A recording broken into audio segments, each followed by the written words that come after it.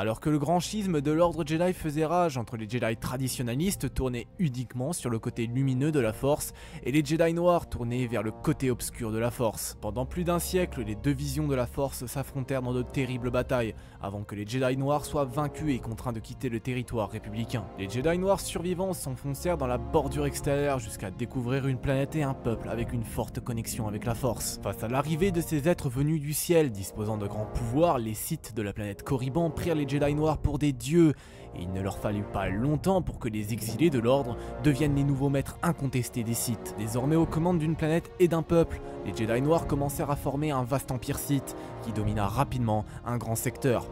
Au fil des années, les Sith mêlèrent leur sang aux Jedi noirs, qui finissent par prendre le nom de Seigneur Sith. La puissance de l'Empire ne faisait que grandir, et rapidement, ils atteignirent la puissance de leur ancien rival, la République Galactique et l'Ordre Jedi. Durant des siècles, les Seigneurs Sith étendirent leur empire, tout en préférant ne pas attirer l'attention de leur ancien ennemi. L'Empire était gouverné par un Seigneur Noir des Sith qui devait être choisi parmi les plus puissants Seigneurs Sith. La structure politique de l'Empire ressemblait beaucoup à un système féodal. Les plus grands Seigneurs Sith se partageaient l'Empire et avaient leur propre territoire, et étaient tous sous la supervision du Seigneur Noir des Sith qui lui aussi avait un territoire. Les seigneurs avaient le droit de vie ou de mort sur leur territoire et établissaient le montant de l'impôt, ainsi que la libre exploitation des ressources. C'est grâce à cela que les Sith sont devenus très riches en très peu de temps. Afin de parler des problèmes de l'Empire, les Seigneurs Sith se réunissaient sur la planète capitale qui était Ziost, au cœur de l'Empire. C'est dans une vaste forteresse que les seigneurs se réunissaient afin de débattre ensemble de l'avenir de l'Empire. C'est dans l'une de ces réunions qu'un Seigneur Sith ambitieux du nom de Nagasado émit le désir de devenir le nouveau Seigneur Noir et préparer une attaque contre la République. Quelque temps plus tard, des explorateurs de la République découvrent l'Empire Sith. Ces explorateurs sont rapidement capturés et emprisonnés par mesure de précaution. Nagasado voit alors là le moyen de prendre l'avantage sur ses adversaires politiques. Il organise l'évasion de l'un des explorateurs en fomentant une attaque et laissant des indices pour faire croire à une attaque de la République. Grâce à cela, de nombreux Sith se rangent derrière Sado à cause de la crainte d'une invasion imminente de ce dangereux adversaire.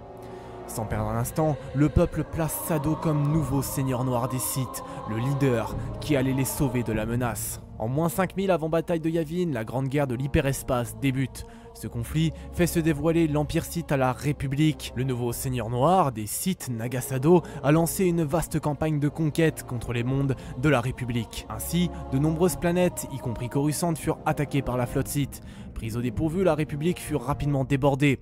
Malgré leur supériorité technologique, les Républicains étaient dépassés par les guerriers Sith qui utilisaient tous la force et aidés par la méditation de combat de Nagasado. Dans cette situation, seuls les Jedi étaient efficaces pour tenir les Sith en échec.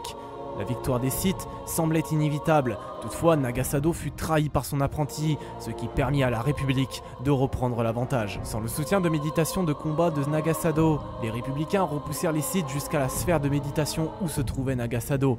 Comprenant que la défaite était proche, Sado abandonna ses troupes et retourna se Korriban. Nagasado fut accusé d'être entièrement responsable de cette défaite. Une guerre civile s'ensuivit, ce qui fragilisa encore davantage l'armée Sith.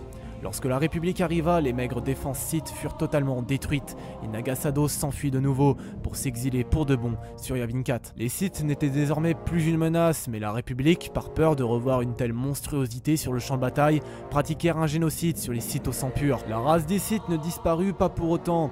Beaucoup avaient survécu en suivant un puissant Seigneur Sith qui leur avait promis la future grande revanche des Sith sur la République et les Jedi. Des siècles plus tard, le second empire Sith lança son offensive sur la République dans l'objectif de la détruire. Merci d'avoir suivi cette vidéo, j'espère qu'elle vous aura plu. Si c'est le cas, vous connaissez déjà la chanson, n'hésitez pas à liker, à vous abonner, merci à vous. Sur ce, moi je n'ai plus grand chose d'autre à vous dire.